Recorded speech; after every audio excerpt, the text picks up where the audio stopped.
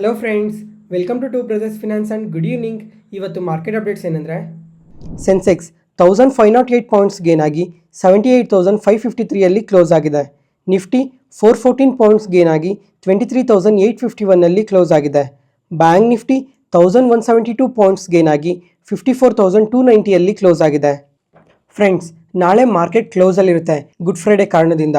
ಮತ್ತೆ ಫ್ರೆಂಡ್ಸ್, ಇವತ್ತು ಮಾರ್ಕೆಟ್ ನೋಡಿದ್ರಾ ತುಂಬಾ ಪಾಸಿಟಿವ್ ಆಗಿ ರಿಯಾಕ್ಟ್ ಆಗಿದೆ. ಎಲ್ಲ ಇಂಡಿಸೀಸ್ ನೋಡ್ಕೊಂಡ್ರು ಎಬವ್ 1.5% ಪಾಸಿಟಿವ್ ಆಗಿ ರಿಯಾಕ್ಟ್ ಆಗಿದೆ. ಆದರೆ ಇವತ್ತು ನಮ್ಮ ಪೋರ್ಟ್ಫೋಲಿಯೋದಲ್ಲಿ ನೋಡ್ಕೊಂಡ್ರೆ ಅಷ್ಟಾಗಿ ಗೇನ್ಸ್ ಏನು ಕಾಣಲ್ಲ. ಯಾಕಂದರೆ ಈ ಮಿಡ್ ಆ್ಯಂಡ್ ಸ್ಮಾಲ್ ಕ್ಯಾಪ್ಸ್ ಏನಿದ್ದಾವೆ ಇವು ಅಷ್ಟಾಗಿ ಇವತ್ತು ಪರ್ಫಾರ್ಮ್ ಮಾಡಿಲ್ಲ. ಬಿಲೋ 1% ಪಾಸಿಟಿವ್ ಆಗಿ ಕ್ಲೋಸ್ ಆಗಿದ್ದಾವೆ. ಅದರಿಂದನೇ ಪೋರ್ಟ್ಫೋಲಿಯೋದಲ್ಲಿ ಆ ಥರ ಪಾಸಿಟಿವ್ ಆಗಿ ಏನು ಕಾಣಲ್ಲ. ಮತ್ತು ಫ್ರೆಂಡ್ಸ್, 10 ಡೇಸ್ ಬ್ಯಾಕ್ ನೆನಪಿದೆಯಾ? ಅಂದರೆ ಇವತ್ತು ಏಪ್ರಿಲ್ 17 ಅಲ್ಲ, 10 ಡೇಸ್ ಬ್ಯಾಕ್ ಏಪ್ರಿಲ್ 7 ನೆನಪಿದೆಯಾ? ಅವತ್ತು ನೋಡಿಕೊಂಡ್ರೆ ನಮ್ಮ ಮಾರ್ಕೆಟ್ಸ್ ಎಲ್ಲ ಓವರ್ ಆಲ್ ಆಗಿ ಗ್ಲೋಬಲ್ ಮಾರ್ಕೆಟ್ಸ್ ಕೂಡ ತುಂಬಾ ನೆಗೆಟಿವ್ ಆಗಿ ರಿಯಾಕ್ಟ್ ಆಗಿದ್ವು. ಯಾಕಂದರೆ ಟ್ರಂಪ್ ಅವರು ಟ್ಯಾರಿಫ್ ಹಾಕಿದ್ರಲ್ಲ, ಆ ಕಾರಣದಿಂದ. ಅದಾದಮೇಲೆ ಈ 10 ಡೇಸಲ್ಲಿ ನೋಡಿಕೊಂಡ್ರೆ ಮಾರ್ಕೆಟ್ಸ್ ತುಂಬಾ ಪಾಸಿಟಿವ್ ಆಗಿ ರಿಯಾಕ್ಟ್ ಆಗಿದ್ದಾವೆ. ಈ 10 ಡೇಸಲ್ಲಿ ನಿಫ್ಟಿ 50 ಆದರೆ ಎಬವ್ 5% ಪಾಸಿಟಿವ್ ಆಗಿದೆ. ಸೆನ್ಸೆಕ್ಸ್ ಆದರೆ ನಿಯರ್ಲಿ 5% ಪಾಸಿಟಿವ್ ಆಗಿದೆ. ಎಲ್ಲದಕ್ಕಿಂತ ಬೆಟರ್ ಆಗಿ ಗ್ರೋ ಆಗಿರೋ ಇಂಡೆಕ್ಸ್ ಯಾವುದು ಅಂದರೆ ಬ್ಯಾಂಕ್ ನಿಫ್ಟಿ ಎಬವ್ 7% ಪಾಸಿಟಿವ್ ಆಗಿ ರಿಯಾಕ್ಟ್ ಆಗಿದೆ. ಅದಾದಮೇಲೆ ಇವಾಗ 52 ವೀಕ್ಸ್ ಹೈಯಲ್ಲಿ ಕೂಡ ಟ್ರೇಡ್ ಆಗ್ತಾ ಇದೆ. ಮತ್ತು ಗೋಲ್ಡ್ ನೋಡಿಕೊಂಡ್ರು ಅಷ್ಟೇ, ಇವಾಗ ಆಲ್ ಟೈಮ್ ಹೈಯಲ್ಲೇ ಟ್ರೇಡ್ ಆಗ್ತಾ ಇದೆ. ಒಂದು ವಾರದ ಮುಂಚೆ ನೋಡಿಕೊಂಡ್ರೆ ಮಾರ್ಕೆಟ್ ಕತೆ ಮುಗೀತು, ಇನ್ನು ಮಾರ್ಕೆಟ್ ಬೆಳೆಯಲ್ಲ ಅಂತ ಎಷ್ಟೋ ಜನ ಸೆಲ್ ಮಾಡಿರ್ತಾರೆ.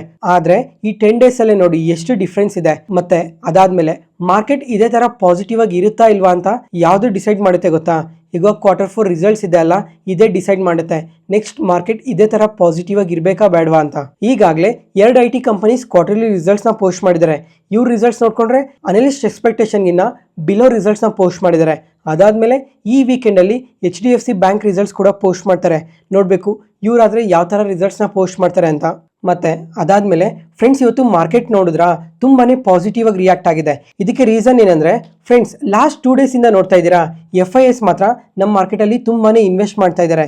ಮೊನ್ನೆ ನೋಡಿಕೊಂಡ್ರೆ ನಿಯರ್ಲಿ 6,000 ಕೋಟಿವರೆಗೂ ಮಾರ್ಕೆಟಲ್ಲಿ ಇನ್ವೆಸ್ಟ್ ಮಾಡಿದ್ದಾರೆ. ಮತ್ತು ನಿನ್ನೆ ನೋಡಿಕೊಂಡ್ರೆ 4,000 ಕೋಟಿವರೆಗೂ ಇನ್ವೆಸ್ಟ್ ಮಾಡಿದ್ದಾರೆ. ಅದೇ ಥರ ಇವತ್ತು ಸಹ FIS ನಮ್ಮ ಮಾರ್ಕೆಟಲ್ಲಿ ತುಂಬಾ ಇನ್ವೆಸ್ಟ್ ಮಾಡಿರಬೇಕು. ಅದರಿಂದನೇ ಇವತ್ತು ಮಾರ್ಕೆಟ್ಸ್ ಇಷ್ಟು ಪಾಸಿಟಿವ್ ಆಗಿ ರಿಯಾಕ್ಟ್ ಆಗ್ತಾ ಇರೋದು. ಮತ್ತು ಇವತ್ತಿನ FIDA ಡೇಟಾ ಅಪ್ಡೇಟ್ ಆಗಿಲ್ಲ, ನೋಡಬೇಕು ಇವತ್ತು ಎಷ್ಟು ಬೈ ಮಾಡಿರ್ತಾರೆ ಅಂತ. ಮತ್ತು ತುಂಬ ಸಲ ಮಾತಾಡ್ಕೊತಾನೆ ಬಂದ್ವಿ, FIS ಎಂದೇ ಮಾರ್ಕೆಟ್ ಒಳಗಡೆ ಬಂದ್ರೂ ಅವರು ಫಸ್ಟ್ ಇನ್ವೆಸ್ಟ್ ಮಾಡೋದು ಎಲ್ಲಿ ಅಂದರೆ ಬ್ಯಾಂಕಿಂಗ್ ಸೆಕ್ಟರಲ್ಲೇ ಇನ್ವೆಸ್ಟ್ ಮಾಡ್ತಾರೆ ಅಂತ. ಅದರಿಂದನೇ ಇವತ್ತು ಬ್ಯಾಂಕ್ಸ್ ಎಬೋ 2% ಪಾಸಿಟಿವ್ ಆಗಿ ರಿಯಾಕ್ಟ್ ಆಗಿರೋದು. ಮತ್ತು ಲಾಸ್ಟ್ 1 ವೀಕಿಂದ ನೋಡಿಕೊಂಡ್ರು ಎಬೋ 7% ಪಾಸಿಟಿವ್ ಆಗಿ ರಿಯಾಕ್ಟ್ ಆಗಿದೆ. ನೋಡೋಣ FIS ಇನ್ನು ನಮ್ಮ ಮಾರ್ಕೆಟಲ್ಲಿ ಎಷ್ಟು ಇನ್ವೆಸ್ಟ್ ಮಾಡ್ತಾರೆ ಅಂತ. ಮತ್ತು ಇದೇ ಥರ ಇನ್ವೆಸ್ಟ್ಮೆಂಟ್ ಕಂಟಿನ್ಯೂ ಮಾಡ್ತಾರಾ ಇಲ್ವಾ ಅಂತ ನೋಡಬೇಕು. ಯಾವುದ್ರ ಮೇಲೆ ಡಿಪೆಂಡ್ ಆಗಿರುತ್ತೆ ಅಂದರೆ Q4 ರಿಸಲ್ಟ್ಸ್ ಮೇಲೇ ಡಿಪೆಂಡ್ ಆಗಿರುತ್ತೆ. ನೋಡೋಣ Q4 ರಿಸಲ್ಟ್ಸ್ ಯಾವ ಥರ ಬರುತ್ತೆ ಅಂತ. ನೆಕ್ಸ್ಟ್ ಇವಾಗ ಫ್ರೆಂಡ್ಸ್, ಗ್ಲೋಬಲ್ ಮಾರ್ಕೆಟ್ಸ್ ಬಗ್ಗೆ ಮಾತಾಡ್ಕೊಳ್ಳೋಣ. ಫಸ್ಟ್ US ಮಾರ್ಕೆಟ್ ಬಗ್ಗೆ ನೋಡಿಕೊಂಡ್ರೆ US ಮಾರ್ಕೆಟ್ ನಿನ್ನೆ ತುಂಬಾ ಫಾಲ್ ಆಗಿದೆ. ನಾಸ್ಡ್ಯಾಕ್ ಆದರೆ ಎಬೋ 3% ಫಾಲ್ ಆಗಿದೆ. ಅದಾದಮೇಲೆ S&P 500 ನೋಡಿಕೊಂಡ್ರು 2% ಫಾಲ್ ಆಗಿದೆ. US ಮಾರ್ಕೆಟ್ ಈ ಥರ ನೆಗೆಟಿವ್ ಆಗಿ ರಿಯಾಕ್ಟ್ ಆಗೋದಕ್ಕೆ ಮೇಯ್ನಾಗಿ 2 ರೀಸನ್ ಇದ್ದಾವೆ. ಅದನ್ನು ಒಂದೊಂದಾಗಿ ನೋಡೋಣ. ಮೊದಲನೇ ರೀಸನ್ ಬಂದು ಫೆಡ್ ಚೇರ್ಮನ್ ಅವರು ಒಂದು ಇಂಟರ್ವ್ಯೂಯಲ್ಲಿ US ಎಕಾನಮಿ ಬಗ್ಗೆ ಎಲ್ಲ ತುಂಬಾ ಮಾತಾಡಿದ್ದಾರೆ. ಅದಾದಮೇಲೆ ಅದರಲ್ಲಿ 3 ಪಾಯಿಂಟ್ಸ್ನ ಹೈಲೈಟ್ ಮಾಡ್ತೀನಿ. ಮೊದಲನೇ ಪಾಯಿಂಟ್ ಬಂದು ಇಂಟರ್ವ್ಯೂಯರ್ ಒಬ್ಬರು ಅನ್ಎಂಪ್ಲಾಯ್ಮೆಂಟ್ ರೇಟ್ ಬಗ್ಗೆ ಕೇಳಿದ್ದಾರೆ. ಇದಕ್ಕೆ ಫೆಡ್ ಚೇರ್ಮನ್ ಅವರು ಏನಂತ ರಿಪ್ಲೈ ಕೊಟ್ಟಿದ್ದಾರೆ ಅಂದರೆ, ಇವಾಗ ಲಾಸ್ಟ್ 3 ಮಂತ್ಸಿಂದ ನೋಡಿಕೊಂಡ್ರು ಅನ್ಎಂಪ್ಲಾಯ್ಮೆಂಟ್ ರೇಟ್ ತುಂಬಾ ಕಮ್ಮಿ ಇದೆ, ಅದ್ರ ಜೊತೆಗೆ ಜಾಬ್ ಓಪನಿಂಗ್ಸ್ ಕೂಡ ತುಂಬಾ ಚೆನ್ನಾಗಿದೆ ಅಂತ ಪಾಸಿಟಿವ್ ಸ್ಟೇಟ್ಮೆಂಟ್ಸ್ನ ಮಾಡಿದ್ರು. ಅದಾದಮೇಲೆ ಇನ್ಫ್ಲೇಷನ್ ಬಗ್ಗೆ ಕೂಡ ಕೇಳಿದ್ದಾರೆ.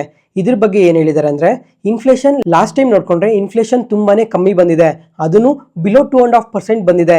ಇವಾಗ ನಾವೇನು ಟಾರ್ಗೆಟ್ ಇಟ್ಕೊಂಡಿದ್ದೀವಿ 2%, ಅದನ್ನು ಅಚೀವ್ ಮಾಡ್ತೀವಿ ಅಂತ ಕೂಡ ಸ್ಟೇಟ್ಮೆಂಟ್ಸ್ನ ಮಾಡಿದ್ರು. ಇದು ಕೂಡ ಒಂದು ಪಾಸಿಟಿವ್ ಸ್ಟೇಟ್ಮೆಂಟ್ ಆಗಿದೆ. ಅದಾದಮೇಲೆ ಈ ಥರ ಇನ್ಫ್ಲೇಷನ್ ಬಗ್ಗೆ ಮಾತಾಡಿದ್ಮೇಲೆ ಈ ರೇಟ್ ಕಟ್ ಬಗ್ಗೆ ಏನಾದರೂ ಹಿಂಟ್ ಕೊಡ್ತಾರಾ ಅಂತ ನೋಡಿದ್ರೆ ಇದ್ರ ಬಗ್ಗೆ ಯಾವುದೇ ಥರ ಸ್ಟೇಟ್ಮೆಂಟ್ಸ್ನ ಮಾಡಲಿಲ್ಲ.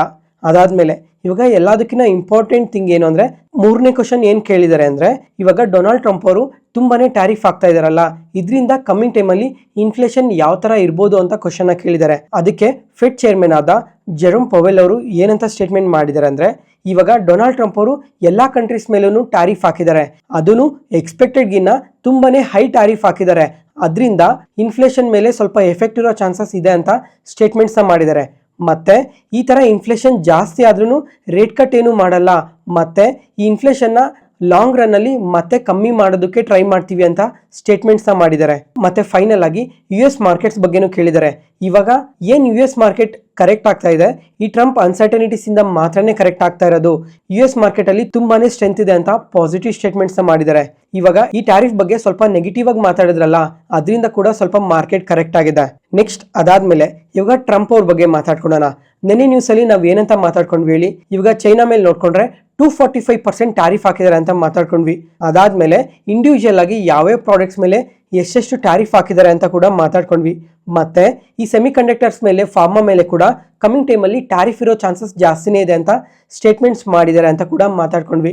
ಅದಾದ್ಮೇಲೆ ನಿನ್ನೆ ರಾತ್ರಿ ನೋಡ್ಕೊಂಡ್ರೆ ಈ ಸೆಮಿ ಕಂಡಕ್ಟರ್ ಮೇಲೆ ಟ್ಯಾರಿಫ್ನ ಹಾಕಿದ್ದಾರೆ. ಅದರಿಂದ ಈ US ಮಾರ್ಕೆಟ್ ಅಲ್ಲಿ ಯಾವ್ಯಾವ ಸೆಮಿ ಕಂಡಕ್ಟರ್ ರಿಲೇಟೆಡ್ ಆಗಿ ಕಂಪನೀಸ್ ಇದ್ವೋ ಆ ಕಂಪನೀಸ್ ಎಲ್ಲ ತುಂಬಾನೇ ಕರೆಕ್ಟ್ ಆಗಿದೆ. ಮತ್ತೆ ಈ ಎನ್ವಿಡಿಯಾ ಸ್ಟಾಕ್ ಆದ್ರೆ ಎಬೋ 6% ಕರೆಕ್ಟ್ ಆಗಿದೆ. ಬರೀ ಇದೊಂದೇ ಕಂಪನಿ ಅಲ್ಲ, ಈ ಸೆಮಿ ಕಂಡಕ್ಟರ್ ರಿಲೇಟೆಡ್ ಆಗಿ ಯಾವ್ಯಾವ ಕಂಪನೀಸ್ ವರ್ಕ್ ಮಾಡ್ತಾ ಇದ್ವೋ ಆ ಕಂಪನೀಸ್ ಎಲ್ಲ ಸ್ವಲ್ಪ ನೆಗೆಟಿವ್ ಆಗಿ ರಿಯಾಕ್ಟ್ ಆಗಿದಾವೆ. ನೆಕ್ಸ್ಟ್ ಇವಾಗ ಈ ಸೆಮಿ ಕಂಡಕ್ಟರ್ ರಿಲೇಟೆಡ್ ಆಗಿ ಯಾವ್ಯಾವ ಕಂಟ್ರೀಸ್ಗೆ ಹೈಯರ್ ಎಕ್ಸ್ಪೋಜರ್ ಇದೆ ಅಂತ ನೋಡ್ಕೊಂಡ್ರೆ, ಒಂದು ಚೈನಾ, ತೈವಾನ್, ಸೌತ್ ಕೊರಿಯಾ, ಈ 3 ಕಂಟ್ರೀಸ್ಗೆ ತುಂಬಾನೇ ಹೈಯರ್ ಎಕ್ಸ್ಪೋಜರ್ ಇದೆ. ಮತ್ತೆ ಫ್ರೆಂಡ್ಸ್ ನೋಡಬೇಕು ಈ ಫಾರ್ಮಾಸ್ಯೂಟಿಕಲ್ಸ್ ರಿಲೇಟೆಡ್ ಆಗಿ ಯಾವಾಗ ಟ್ಯಾರಿಫ್ನ ಹಾಕ್ತಾರೆ ಅಂತ.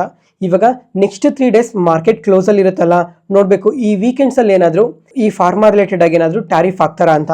ಫ್ರೆಂಡ್ಸ್ ಇವಾಗ ಒಂದ್ ವೇಳೆ ಯಾವಾಗಾದ್ರೂ ಸರಿ ಈ ಫಾರ್ಮಾ ರಿಲೇಟೆಡ್ ಆಗಿ ಏನಾದರೂ ಟ್ಯಾರಿಫ್ ಆಗ್ತಾ ಇದ್ದಾರೆ ಅಂದ್ರೆ ಅದು ನಮ್ಮ ಕಂಟ್ರಿಗೆ ತುಂಬಾನೇ ಎಫೆಕ್ಟ್ ಆಗುತ್ತೆ. ಯಾಕಂದ್ರೆ ನಮ್ಮ ಇಂಡಿಯಾದಿಂದಾನೇ ಹೈಯೆಸ್ಟ್ ಫಾರ್ಮಾ ಪ್ರಾಡಕ್ಟ್ಸ್ US ಗೆ ಎಕ್ಸ್ಪೋರ್ಟ್ ಮಾಡ್ತಾ ಇರೋದು. ಅದಕ್ಕೋಸ್ಕರ ಅದರಲ್ಲೂ ನಾವು ಎಷ್ಟು ಎಕ್ಸ್ಪೋರ್ಟ್ ಮಾಡ್ತಾ ಇದೀವಿ ಅಂತ ನೋಡ್ಕೊಂಡ್ರೆ $27 ಬಿಲಿಯನ್ ವರ್ತ್ ಆಫ್ ಪ್ರಾಡಕ್ಟ್ನ ಪ್ರತಿ ವರ್ಷ ಎಕ್ಸ್ಪೋರ್ಟ್ ಮಾಡ್ತಾ ಇದೀವಿ. ಅದರಲ್ಲಿ ಯಾವ್ಯಾವ ಟಾಪ್ ಕಂಪನೀಸ್ ಇದಾವೆ ಅಂತ ಕೂಡ ತುಂಬಾ ಸಲ ಮಾರ್ಕೆಟ್ ನ್ಯೂಸ್ ಅಲ್ಲೇ ಎಕ್ಸ್ಪ್ಲೈನ್ ಮಾಡಿದ್ದೆ. ನೋಡೋಣ ಈ ಫಾರ್ಮಾ ಟ್ಯಾರಿಫ್ನ ಯಾವಾಗ ಹಾಕ್ತಾರೆ ಅಂತ. ನೆಕ್ಸ್ಟ್ ಅದಾದ್ಮೇಲೆ ಫ್ರೆಂಡ್ಸ್ ಇವಾಗ ಚೈನೀಸ್ ಪ್ರಾಡಕ್ಟ್ಸ್ ಮೇಲೆ 225% ಟ್ಯಾರಿಫ್ ಹಾಕಿದಾರಲ್ಲ, ಇವಾಗ ನಮ್ಮ ಮಾರ್ಕೆಟ್ ಟೈಮಲ್ಲಿ ಚೈನೀಸ್ ಕಾಮರ್ಸ್ ಮಿನಿಸ್ಟರ್ ಅವರು ಕೂಡ ಒಂದು ಸ್ಟೇಟ್ಮೆಂಟ್ನ ಮಾಡಿದ್ದಾರೆ. ಏನಂತ ಅಂದರೆ, ಇವಾಗ ನಾವು ನೆಗೋಸಿಯೇಷನ್ಸ್ಗೆ ವೆಯ್ಟ್ ಮಾಡ್ತಾ ಇದ್ದೀವಿ, ನೀವು ಯಾವಾಗ ಬೇಕಾದರೂ ಬರ್ಬೋದು ಅಂತ ಸ್ಟೇಟ್ಮೆಂಟ್ನ ಮಾಡಿದ್ದಾರೆ. ನೋಡೋಣ US ಚೈನಾ ಟ್ರೇಡ್ ವಾರ್ ಇನ್ನ ಎಲ್ಲಿವರೆಗೂ ಹೋಗುತ್ತೆ ಅಂತ. ನೆಕ್ಸ್ಟ್ ಅದಾದ್ಮೇಲೆ US ವೈಸ್ ಪ್ರೆಸಿಡೆಂಟ್ ಆದ JD ವ್ಯಾನ್ಸ್ ಅವರು ಇಂಡಿಯಾಗೆ ವಿಸಿಟ್ ಮಾಡ್ತಾ ಇದ್ದಾರೆ. ಇವಾಗ ಇಂಡಿಯಾಗೆ ಬಂದ್ಮೇಲೆ ಈ ಟ್ಯಾರಿಫ್ ರಿಲೇಟೆಡ್ ಆಗಿ ಪ್ರತಿಯೊಂದನ್ನು ಮಾತಾಡ್ತಾರೆ ನಮ್ಮ ಇಂಡಿಯನ್ ಗೌರ್ಮೆಂಟ್ ಜೊತೆ.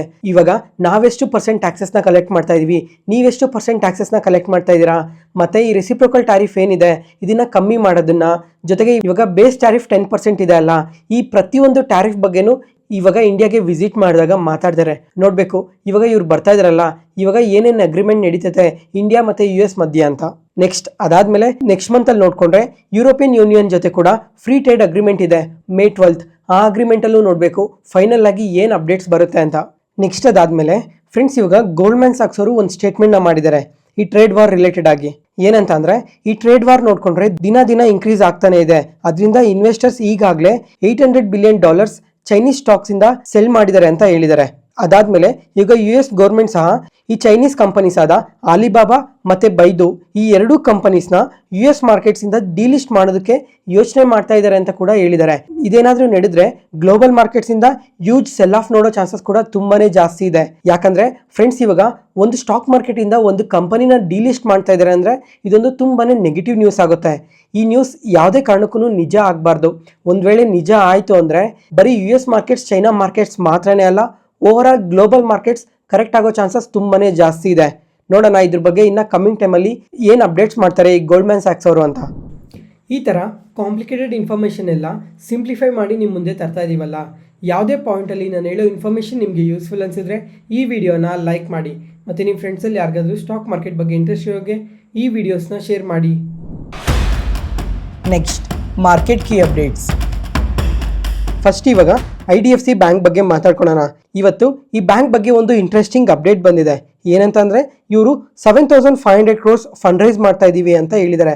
ಅದನ್ನು ಇಬ್ರು ಇನ್ವೆಸ್ಟರ್ಸ್ ಇಂದ ಈ ಫಂಡ್ ರೈಸ್ ಮಾಡ್ತಾ ಇರೋದು. ಅದರಲ್ಲಿ ಮೊದಲನೇದಾಗಿ ಕರೆನ್ಸಿ ಇನ್ವೆಸ್ಟ್ಮೆಂಟ್ಸ್ ಹತ್ರ 4,876 crores ರೈಸ್ ಮಾಡ್ತಾ ಇದ್ದಾರೆ. ಅದಾದ್ಮೇಲೆ ಪ್ಲಾಟಿನಮ್ ಇನ್ವೆಸ್ಟರ್ಸ್ ಹತ್ರ 2,624 crores ರೈಸ್ ಮಾಡ್ತಾ ಇದ್ದಾರೆ. ಇವಾಗ ಇವ್ರೇನು ರೈಸ್ ಮಾಡ್ತಾ ಇದ್ದಾರೆ ಅದನ್ನು ಕನ್ವರ್ಟಬಲ್ ಪ್ರಿಫರೆನ್ಷಿಯಲ್ ಶೇರ್ಸ್ ಮುಖಾಂತರ ರೈಸ್ ಮಾಡ್ತಾ ಇದೀವಿ ಅಂತ ಹೇಳಿದ್ದಾರೆ. ಫ್ರೆಂಡ್ಸ್ ಇವಾಗ ನಮ್ಮ ಮಾರ್ಕೆಟ್ ಓಪನ್ ಆಗೋದಕ್ಕೂ ಮುಂಚೆನೆ ಈ ನ್ಯೂಸ್ ಅಪ್ಡೇಟ್ ಆಯಿತು. ಆದ್ರೂ ನಮ್ಮ ಮಾರ್ಕೆಟ್ ಓಪನ್ ಆದಮೇಲೆ ನಿಯರ್ಲಿ 4%ವರೆಗೂ ನೆಗೆಟಿವ್ ಆಗಿ ರಿಯಾಕ್ಟ್ ಆಯಿತು. ಅದಾದಮೇಲೆ ಈ ನ್ಯೂಸ್ ಎಲ್ಲ ಪ್ರತಿಯೊಬ್ಬರಿಗೂ ಯಾವಾಗ ಅರ್ಥ ಆಯಿತೋ ಅವಾಗ ಶೇರ್ ಪ್ರೈಸ್ ನೋಡಿಕೊಂಡ್ರೆ ರಿಕವರ್ ಆಗಿದೆ. ಯಾಕಂತಂದ್ರೆ ಇವಾಗ ಈ ತರ ಫಂಡ್ ರೈಸ್ ಮಾಡೋದು ಬ್ಯಾಂಕ್ಸ್ಗೆ ತುಂಬಾನೇ ಪಾಸಿಟಿವ್ ಆಗುತ್ತೆ. ಅದನ್ನು ಇಂಡಿಯಾ ನೋಡ್ಕೊಂಡ್ರೆ ಒಂದು ಫಾಸ್ಟ್ ಗ್ರೋಯಿಂಗ್ ಎಕಾನಮಿ ಅಲ್ವಾ, ಅದರಿಂದ ಈ ತರ ಫಂಡ್ ರೈಸ್ ಮಾಡೋದು ಬ್ಯಾಂಕ್ಸ್ಗೆ ಇನ್ನೂ ತುಂಬಾನೇ ಅಡ್ವಾಂಟೇಜ್ ಇರುತ್ತೆ ಅಂತ ಶೇರ್ ಪ್ರೈಸ್ ರಿಕವರ್ ಆಗಿರೋದು. ಮತ್ತೆ ಬ್ಯಾಂಕ್ ಚೇರ್ಮನ್ ಅವರು ಇನ್ನೊಂದು ಸ್ಟೇಟ್ಮೆಂಟ್ ನ ಕೂಡ ಮಾಡಿದ್ದಾರೆ. ಏನಂತಂದ್ರೆ ಇವಾಗ ಫಂಡ್ ರೈಸ್ ಮಾಡ್ತಾ ಇದೀವಲ್ಲ, ನೆಕ್ಸ್ಟ್ 4 years ಅಲ್ಲಿ ನಮ್ಮ ಬ್ಯಾಂಕ್ ಬ್ಯಾಲೆನ್ಸ್ ಶೀಟ್ ನೋಡ್ಕೊಂಡ್ರೆ ಡಬಲ್ ಆಗಿರುತ್ತೆ ಅಂತ ಕೂಡ ಸ್ಟೇಟ್ಮೆಂಟ್ಸ್ ನ ಮಾಡಿದ್ದಾರೆ. ನೋಡ್ಬೇಕು ಈ IDFC ಬ್ಯಾಂಕ್ ಯಾವ ತರ ಗ್ರೋ ಆಗುತ್ತೆ ಕಮಿಂಗ್ ಟೈಮಲ್ಲಿ ಅಂತ.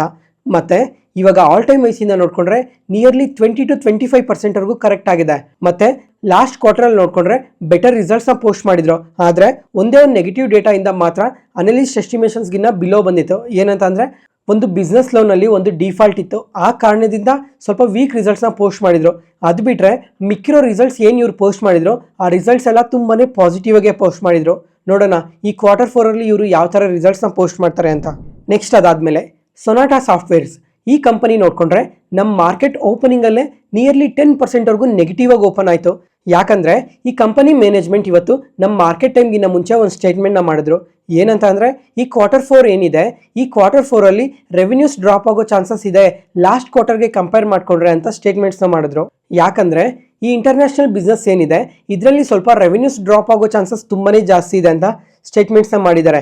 ಅದರಿಂದನೇ ಇವತ್ತು ಈ ತರ ನೆಗೆಟಿವ್ ಆಗಿ ರಿಯಾಕ್ಟ್ ಆಗಿರೋದು. ಮತ್ತೆ ಫ್ರೆಂಡ್ಸ್ ಇವಾಗ Q4 ಅಲ್ಲಿ ನೋಡ್ಕೊಂಡ್ರೆ ಇವ್ರ ರೆವಿನ್ಯೂಸ್ ಎಷ್ಟು ಪೋಸ್ಟ್ ಮಾಡಿದ್ರು ಅಂದ್ರೆ 2843 crores ನ ಪೋಸ್ಟ್ ಮಾಡಿದ್ರು. ಅಂದ್ರೆ ಕ್ವಾರ್ಟರ್ ಆನ್ ಕ್ವಾರ್ಟರ್ ಅಲ್ಲಿ ನೋಡ್ಕೊಂಡ್ರೆ 31% ಇನ್ಕ್ರೀಸ್ ಆಗಿತ್ತು. ಮತ್ತೆ ಇಯರ್ ಆನ್ ಇಯರ್ ಅಲ್ಲಿ ನೋಡ್ಕೊಂಡ್ರೆ 14% ಇನ್ಕ್ರೀಸ್ ಆಗಿತ್ತು. ಈ ತರ ರಿಸಲ್ಟ್ಸ್ ನ ಪೋಸ್ಟ್ ಮಾಡಿ ಇವಾಗ ಈ ಕ್ವಾರ್ಟರ್ ಅಲ್ಲಿ ರೆವಿನ್ಯೂಸ್ ಡ್ರಾಪ್ ಆಗೋ ಚಾನ್ಸಸ್ ಇದೆ ಅಂತ ಸ್ಟೇಟ್ಮೆಂಟ್ಸ್ ನ ಮಾಡಿದ್ರಲ್ಲ, ಅದರಿಂದ ಇವಾಗ ಇಷ್ಟು ನೆಗೆಟಿವ್ ಆಗಿ ರಿಯಾಕ್ಟ್ ಆಗಿರೋದು.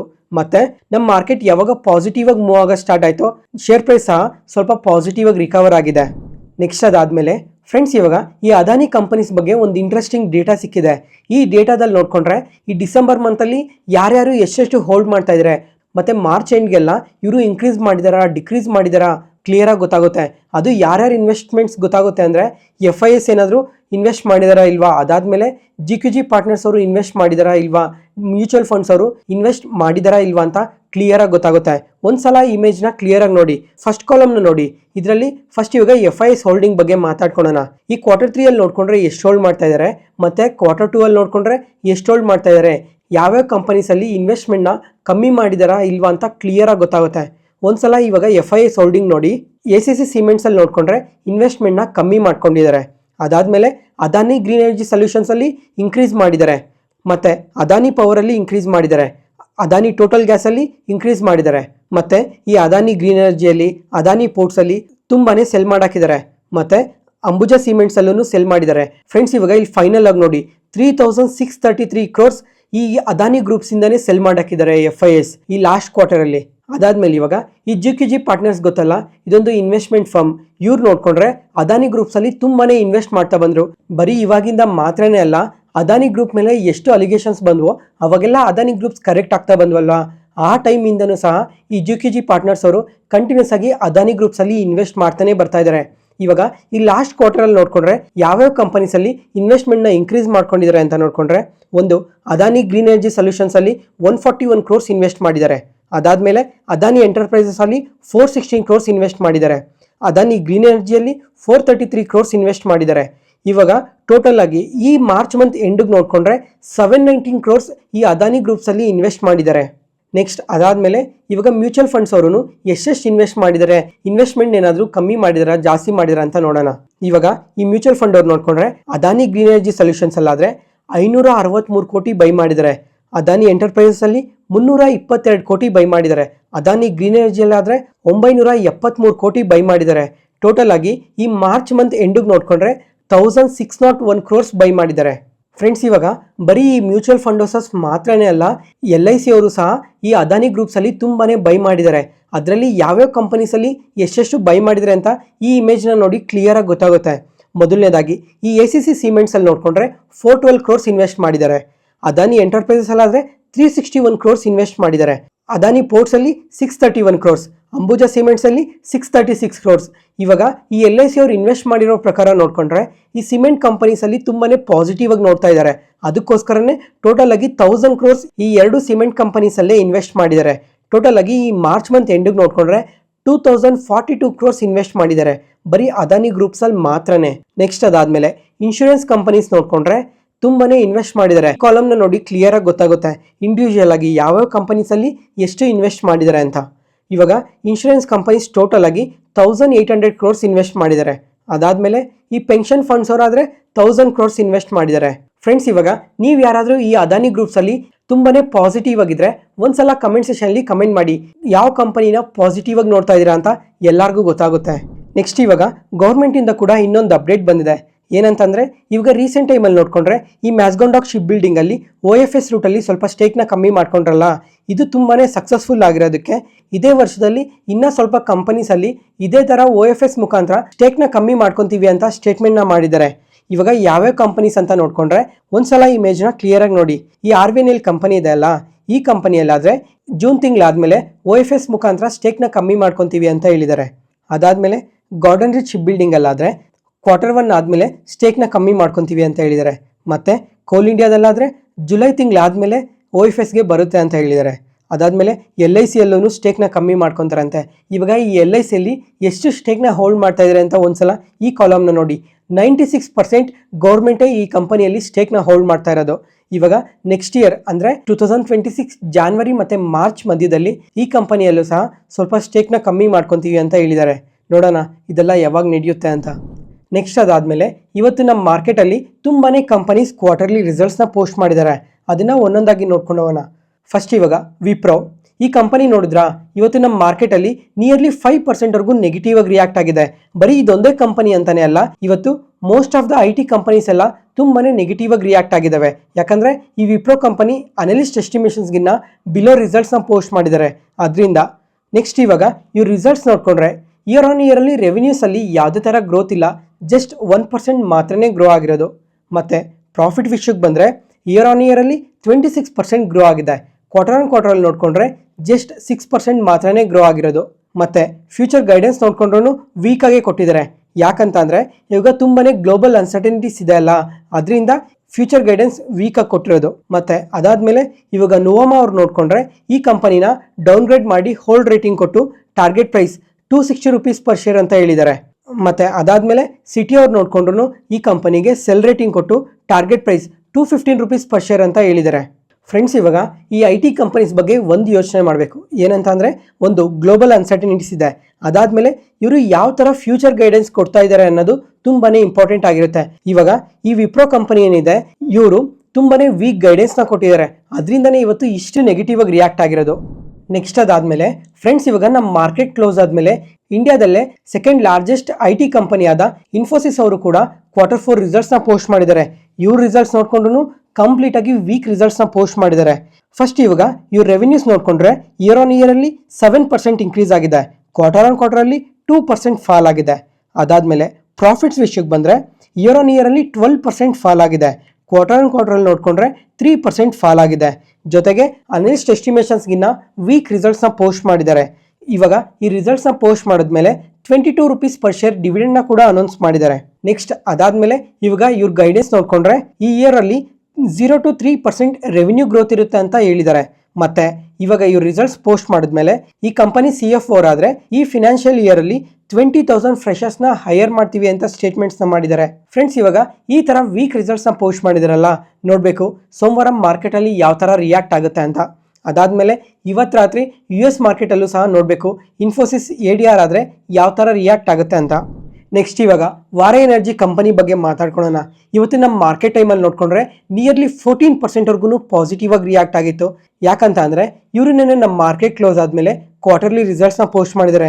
ಇವ್ರ ರಿಸಲ್ಟ್ಸ್ ನೋಡಿಕೊಂಡ್ರೆ ಎಕ್ಸ್ಟ್ರಾರ್ಡನರಿ ರಿಸಲ್ಟ್ಸ್ನ ಪೋಸ್ಟ್ ಮಾಡಿದ್ದಾರೆ. ಅದರಿಂದನೇ ಇವತ್ತು ಅಷ್ಟು ಪಾಸಿಟಿವ್ ಆಗಿ ರಿಯಾಕ್ಟ್ ಆಗಿರೋದು. ಈ ಕಂಪನಿ ಬಗ್ಗೆ ಬರೀ ಇವತ್ತು ಮಾತ್ರನೇ ಅಲ್ಲ, ತುಂಬ ಸಲ ಮಾರ್ಕೆಟ್ ನ್ಯೂಸಲ್ಲಿ ಮಾತಾಡ್ಕೊತಾನೆ ಬಂದ್ವಿ. ಇವ್ರ ಬಿಸ್ನೆಸ್ ಮಾತ್ರ ತುಂಬಾ ಎಕ್ಸ್ಟ್ರಾರ್ಡನರಿ ಬಿಸ್ನೆಸ್ನ ಮಾಡ್ತಾ ಇದ್ದಾರೆ ಅಂತ.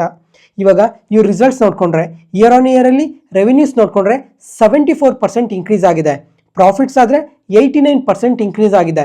ಮತ್ತು ಕ್ವಾರ್ಟರಲ್ಲಿ ನೋಡ್ಕೊಂಡ್ರೂ ತುಂಬಾ ಪಾಸಿಟಿವ್ ರಿಸಲ್ಟ್ಸ್ನ ಪೋಸ್ಟ್ ಮಾಡಿದ್ದಾರೆ. ಅದರಿಂದನೇ ಇವತ್ತು ಇಷ್ಟು ಪಾಸಿಟಿವ್ ಆಗಿ ರಿಯಾಕ್ಟ್ ಆಗಿರೋದು. ಇವತ್ತಿಗೆ ಅಪ್ಡೇಟ್ಸ್ ಮುಗೀತು. ಈ ವಿಡಿಯೋ ಇಷ್ಟ ಆದರೆ ಲೈಕ್ ಮಾಡಿ, ಶೇರ್ ಮಾಡಿ, ಸಬ್ಸ್ಕ್ರೈಬ್ ಆಗಿ. ಮತ್ತೆ ನಾಳೆ ಹೊಸ ಸ್ಟಾಕ್ ಮಾರ್ಕೆಟ್ ನ್ಯೂಸ್ ಅನಾಲಿಸಿಸ್ ವಿಡಿಯೋಲಿ ಸಿಗೋಣ. ನಾನು ಹೇಳಿದ ಇನ್ಫಾರ್ಮೇಷನಲ್ಲಿ ಯಾವುದೇ ಥರ ಡೌಟ್ ಇದ್ದರೂ ಕಮೆಂಟ್ ಸೆಷನಲ್ಲಿ ಕಮೆಂಟ್ ಮಾಡಿ. ಪ್ರತಿಯೊಂದು ಕಮೆಂಟ್ಗೂ ರಿಪ್ಲೈ ಕೊಡ್ತೀನಿ. Thank you.